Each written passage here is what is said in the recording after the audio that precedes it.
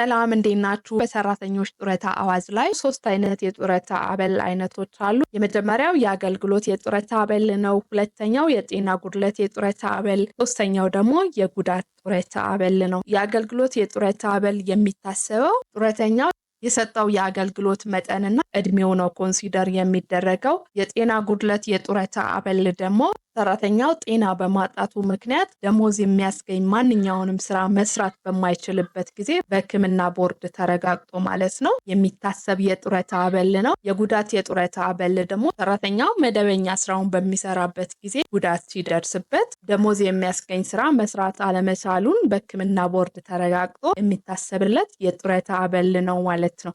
እያንዳንዳቸውን ስንመለከት የአገልግሎት ጡረታ አበል የሚገባው ሰራተኛ ቢያንስ 10 ዓመት ያገለገለ ሰራተኛ አገልግሎቱን ካቋረጠ እና የጡረታ መውጫው እድሜው ሲደርስ ማለትም 60 ዓመት የጡረታ አበል እስከ እድሜው ልክ ድረስ ይከፈለዋል ማለት ነው። ሰራተኛው ከሞተ ደግሞ ለተተኪዎቹ የጡረታ አበሉ ይከፈለዋል። አንደኛው ሴናሪዮ ይሄ ነው። ሁለተኛው ደግሞ ቢያንስ 25 ዓመታትን ያገለገለ ሰራተኛ በራሱ ፍቃድ አገልግሎት ካቋረጠ የጡረታ መውጫው እድሜው ሊደርስ 5 ዓመታት ከሚቀረው ጊዜ ጀምሮ እስከ እድሜ ልኩ የአገልግሎት ጡረታ አበል ይከፈለዋል ማለት ነው። ይህ ማለት ለምሳሌ ሰራተኛው በ24 ዓመቱ ቢቀጠርና 49 ዓመቱ ላይ ስራውን ቢያቆም ከ6 ዓመት በኋላ የአገልግሎት የጡረታ አበሉ ይከበርለታል ማለት ነው። እንግዲህ የአገልግሎት ዘመን የሚቆጠረው በሙሉ ዓመት፣ በሙሉ ወራትና በሙሉ ቀናት ይሆናል። ቀድሞ በነበረው አዋጅ ላይ ከ7 ወር በታች የሆነ የአገልግሎት ጊዜ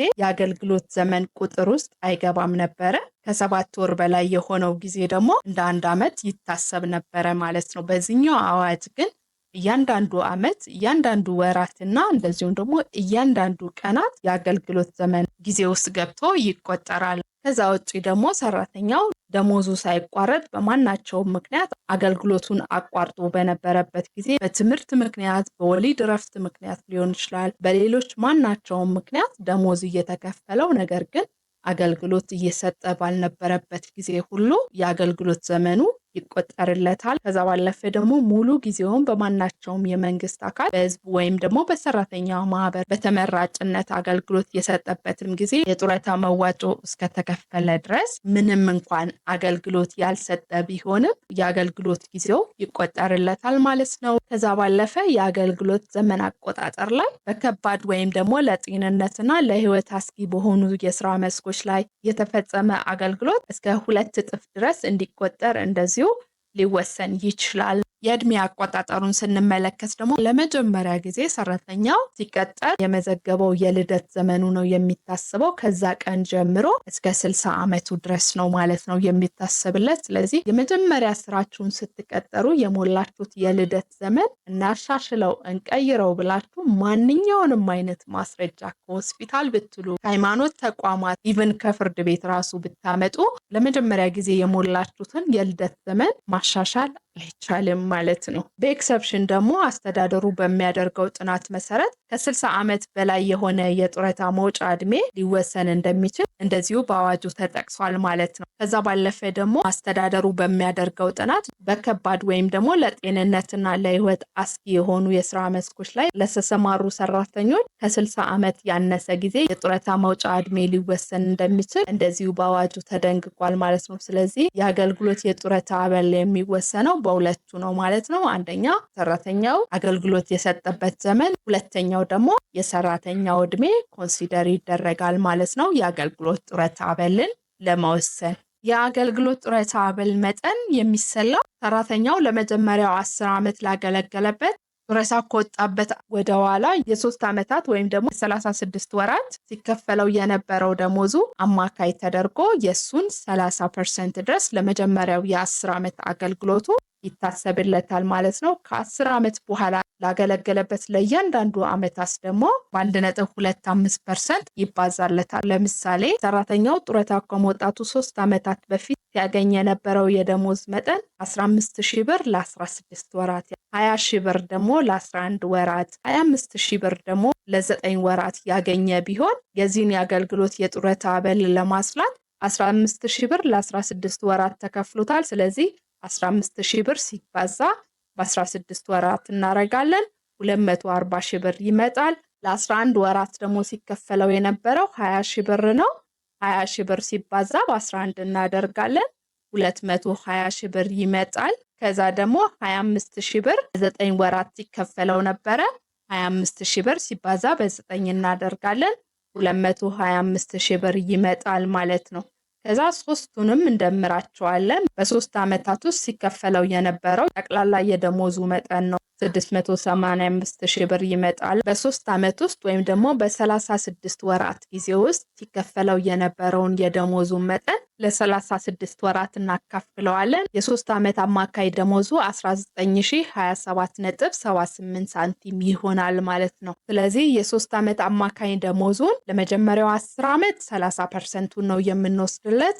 ከዛ በኋላ ላገለገለው አገልግሎቱ ደግሞ 1.25% ነው የምናበዛው። ሰራተኛው ጠቅላላ ያገለገለበት ዓመታት ደግሞ 36 ዓመት ቢሆን ከ36 ዓመት ውስጥ ለመጀመሪያው 10 ዓመት ያገለገለውን 30% ነው የሚወሰድለት። የተቀሩት ዓመታት ደግሞ ከ36 ዓመት ላይ 10ሩን ዓመት ስናነሳለት 26 ዓመት ይቀረናል። ለ26 ዓመቱ ደግሞ በ1.25% ነው የምናበዛው። ይህ ደግሞ 32.5% ይሰጠናል። ሁለቱንም ፐርሰንቶች እንደምራቸዋለን። 30% ሲደመር 32.5% እናደርጋለን። ይህ ደግሞ 62.5% ይሰጠናል። ሰራተኛው በ36 ወራት ጊዜ ውስጥ አማካይ ደሞዙ ቅድም ካልኩሌት ያደረግነው 19027 ብር ከ78 ሳንቲም ነው። ይህንን በ62.5% እናበዛለን። ይህ ደግሞ 11892 ብር ከ36 ሳንቲም ይሰጠናል። ይሄ ማለት የሰራተኛው የአገልግሎት የጡረታ አበሉ 11892 ብር ከ36 ሳንቲም ይሆናል ማለት። ነገር ግን የአገልግሎት ጡረታ አበሉን በምናሰላበት ጊዜ የ3 ዓመት አማካይ ደሞዙ ከ70% መብለጥ አይችልም። ይህ ማለት ለምሳሌ ሰራተኛው 43 ዓመታት ያገለገለ ቢሆን የ3 ዓመት አማካይ ደሞዙ 22000 ብር ቢሆን ለመጀመሪያው 10 ዓመት 30% ይታሰብለታል። ከ10 ዓመት በኋላ ላገለገለው ደግሞ በ1.25% ይባዛለታል። ይህ ማለት ከ43 ዓመት ውስጥ የመጀመሪያው 10 ዓመት ሲነሳ 33 ዓመት ቀሪ ያለው። ስለዚህ 33 ዓመቱን በ1.25 እናበዛዋለን። 43.75 አለ። ሁለቱን ስንደምራቸው 73.75% ሆነ ማለት ነው።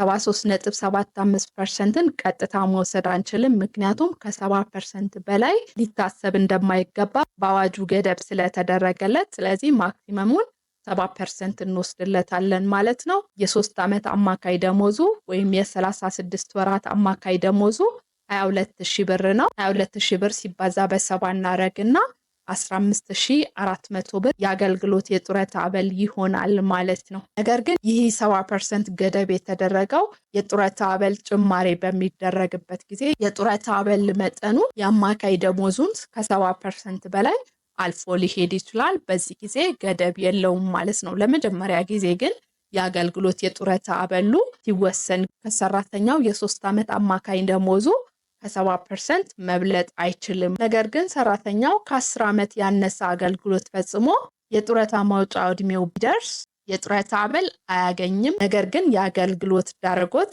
ይከፈለዋል ማለት ነው። ምክንያቱም የጡረታ አበል አገልግሎት ለማግኘት ሚኒመም 10 ዓመት ያገለገለ ሰራተኛ መሆን አለበት። የአገልግሎት ዳረጎት የሚባለው የአንድ ጊዜ ክፍያ ነው። ይህ የአገልግሎት ዳረጎት የሚታሰበው ሰራተኛው ከስራ ከተሰናበተ ወር በፊት ይከፈለው የነበረው ደሞዙ በ1.25 እንደዚሁም ደግሞ ላገለገለበት ዓመታት ተባዝቶ ነው የሚታሰበው ማለት ነው። ለምሳሌ ሰራተኛው ጡረታ ከመውጣቱ በፊት የነበረው የወር ደሞዙ 15000 ብር ቢሆን 15000 ብር ሲባዛ በ1.25 ሲባዛ ደግሞ ላገለገለው ዓመት ነው የሚደረገው። የአገልግሎት ዘመኑ ደግሞ 8 ዓመት ቢሆን በ8 ይባዛል ማለት ነው።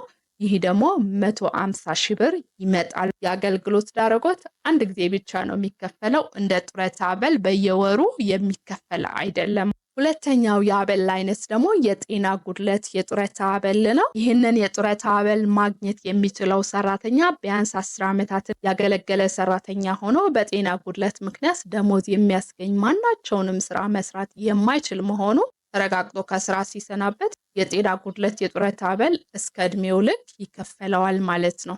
የጤና ጉድለት የጡረታ አበልን መጠን ለማስላት ተመሳሳይ የሆነ አሰራር ነው ያለው ከአገልግሎት የጡረታ አበል ጋር። ስለዚህ ቀድሜ ባሳየኋችሁ የአገልግሎት የጡረታ አበልን መጠን ለማስላት ይሄድንበት መንገድ መከተል ብቻ ነው የሚጠበቅብን ማለት ነው። እንደዚሁም ደግሞ የጤና ጉድለት የገጠመው ሰራተኛ ከ10 ዓመት ያነሰ ያገለገለ ከሆነ በጤና ጉድለት ምክንያት ለስራ ብቁ ባለመሆኑ ከስራ ሲሰናበት የጤና ጉድለት ዳረጎት ይከፈለዋል ማለት ነው። ከ10 ዓመት በታች ስላገለገለ ነው። ከ10 ዓመት በላይ ቢሆን ኖሮ የጤና ጉድለት የጡረታ አበል ነበረ የሚታሰብለት። ነገር ግን አገልግሎቱ ከ10 ዓመት ያነሰ በሚሆንበት ጊዜ ልክ እንደ አገልግሎት ዳረጎት ሁሉ የጤና ጉድለት ዳረጎት የሚባል ደግሞ ከ10 ዓመት በታች ስላገለገለ ነገር ግን የጤና ጉድለት ለገጠመው ሰራተኛ የአንድ ጊዜ ክፍያ ይታሰብለታል ማለት ነው። ይህንን ለማስላት ለምሳሌ ሰራተኛው በጤና ጉድለት ምክንያት ከስራ ከተሰናበተበት ወር በፊት ይከፈለው የነበረው ደሞዙ 10,000 ብር ቢሆን 10,000 ብር ሲባዛ በ1.25 ሲባዛ ደግሞ ላገለገለበት ዓመት ያገለገለበት ዓመት ለምሳሌ 6 ዓመታት ብቻ ቢሆኑ በ6 እናበዛዋለን ማለት ነው። ይህ ደግሞ 75,000 ብር ይሰጠናል ማለት ነው። ስለዚህ ለዚህ ሰራተኛ የጤና ጉድለት ዳረጎት መጠኑ 75,000 ብር ይሆናል ማለት ነው። ይህ 75,000 ብር አንድ ጊዜ ብቻ ነው የሚከፈለው ማለት ነው ዳረጎት ስለሆነ። ሶስተኛው የአበል አይነት ደግሞ የጉዳት ጡረታ አበል ነው። የዚህ የጡረታ አበል ደግሞ የሚታሰበው ሰራተኛ መደበኛ ስራውን በሚሰራበት ጊዜ ጉዳት ሲደርስበት ነው። ጉዳቱ እንግዲህ ሁለት አይነት ነው። አንደኛ አክሲደንታል ነው ወይም ደግሞ በአደጋ ምክንያት የሚደርስ ጉዳት ነው። ሁለተኛ ደግሞ በስራው ሁኔታ ምክንያት የሚመጣ በሽታ በሚሆንበት ጊዜ ነው ማለት ነው።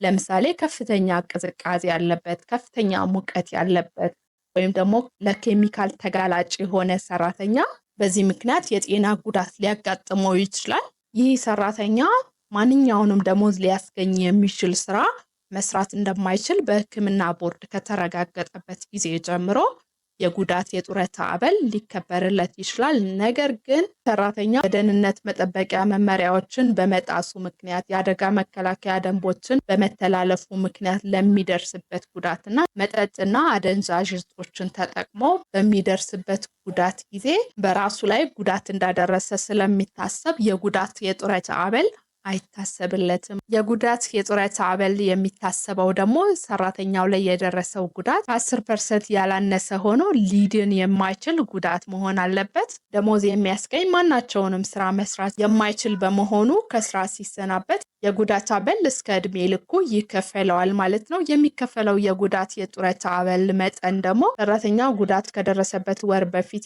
ያገኝ ከነበረው መደበኛ የወር ደሞዙ 47% ይሆናል። ይህ ማለት ለምሳሌ ሰራተኛው ጉዳት ከመድረሱ በፊት ደሞዙ 30,000 ብር ቢሆን የ30,000 ብር 47% 14,100 ብር ይሆናል ማለት ነው። ነገር ግን ከዚህ ስሌት ይልቅ ለሰራተኛው በአገልግሎት የጡረታ አበል መሰረት ተሰርቶለት ከዚህኛው የተሻለ መጠን የሚያገኝ ከሆነ በአገልግሎት የጡረታ አበል መሰረት ይታሰብለታል። ለምሳሌ ሰራተኛው 28 ዓመት ያገለገለ ቢሆን ለመጀመሪያው 10 ዓመት 30% ይታሰብለታል። ቅድም ለአገልግሎት የጡረታ አበል እንዳሰላ ነው ማለት ነው። ለተቀሩት 18 ዓመታት ደግሞ በ1.25% ይታሰብለታል ማለት ነው። 22.5% ይሆናል። ሁለቱን ስንደምራቸው 30% ሲደመር 22.5% 52.5% ይሆናል። የሰራተኛው የ3 ዓመት ደሞዙ 20,000 ብር ሲከፈለው የነበረው ለ13 ወራት ቢሆን 25,000 ብር ደግሞ